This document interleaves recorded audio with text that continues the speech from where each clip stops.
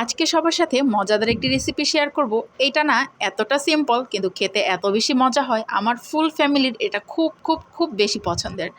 আর আমার ঘরে বলতে গেলে এটা আমার হাতের সিগনেচার একটা আইটেম। আমার হাজব্যান্ড আর আমার ছেলে এত বেশি পছন্দ করে।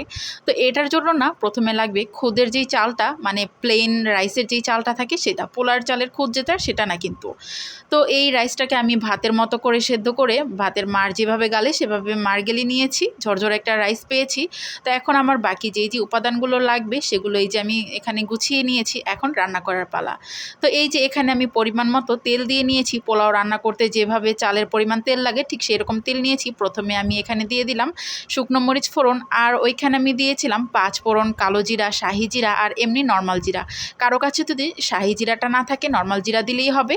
তো ওইগুলো ফোড়ন দেওয়ার পরে আমি এখানে বেশি করে রসুন কুচি দিয়ে দিয়েছি, আর রসুন কুচিটা দেওয়ার পরই আমি পেঁয়াজ দিয়ে দিয়েছি। পেঁয়াজ, রসুন আর যেই মশলাগুলো ছিল সব যখন একটু ভাজা ভাজা হয়ে আসবে, এখানে আমি কাঁচামরিচ ফালি করে দিয়ে দিলাম। তারপর এখানে আমি দিয়েছি হলুদ গুঁড়ো আর মরিচ গুঁড়ো।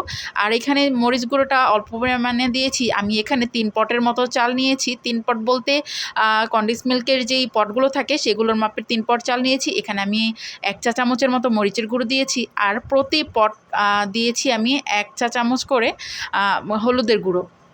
তো এটা দিয়ে ভালোভাবে মশলাটা কষিয়ে নিয়েছি। আর একটা ম্যাগি মশলার পুরো একটা প্যাকেট লাগবে, এটা দিয়েছি। আর এখানে আমি দিয়ে দিয়েছিলাম 1 টেবিল চামচের মতো মাংসের মশলা, কম 1 টেবিল চামচ মাংসের মশলা দিলেই হবে।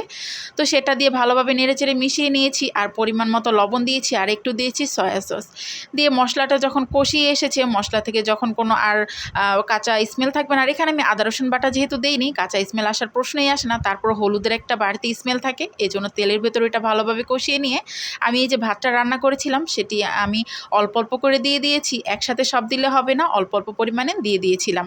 তারপর মিক্স করে নিলেই আমার রাইসটা কিন্তু রেডি। আর এই যে ইফতারিগুলো দেখাচ্ছিলাম এগুলো সাফওয়াতের হুজুর দিয়েছিল।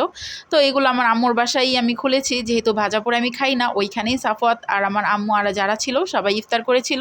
আর এই যে হুজুর কিন্তু সাফওয়াতের জন্য 1 বাটি মাংস তরকারি দিয়েছিল, ওদের ম্যাডাম রান্না করে দিয়েছিল। আর আলহামদুলিল্লাহ আপুর রান্না অনেক বেশি টেস্টি, সেই মাংস তরকারিটাই আমি এখানে গরম করে নিয়েছিলাম আমার ওই রাইসটার সাথে খাওয়ার জন্য। এটা এত বেশি মজার হয় কি বলবো। তো এই যে সাফওয়াতের জন্য আমি রেডি করে নিচ্ছি, আর সাফওয়াত এটা খাওয়ার জন্য আবদার করেছে, ওর আব্বু এটা খুব বেশি পছন্দ করে আর আমার ছেলেও খুব বেশি পছন্দ করে। ও এখানে যে পরিমাণ দিয়েছি সেরকম 2 বার নিয়ে কিন্তু খেয়েছে, ওর এটা এত বেশি পছন্দের। আর সাফওয়াত যেহেতু আজকে আর শেষ রোজা রাখবে, যেহেতু কাল থেকে ওর এক্সাম, তো আর কালকে থেকে রোজা রাখতে দিব না, আবার নেক্সট ডে আবার রাখবে এক্সাম শেষ হলে। তো এজন্য ওর পছন্দের আইটেমটা ওকে রান্না করে খাওয়ালাম। এটা এত বেশি টেস্টি হয় কি বলবো। আর এখানে আমি 4 টেবিল চামচের মতো পরিমাণ রাইস নিয়েছিলাম, ভেবেছিলাম ভর্তা বানাবো, কিন্তু ভর্তা আর বানাইনি, তাহলে 4 টেবিল চামচ ভাতটা আমার 4 প্লেটে গিয়ে থামতো। সবাই অবশ্যই ট্রাই করবেন।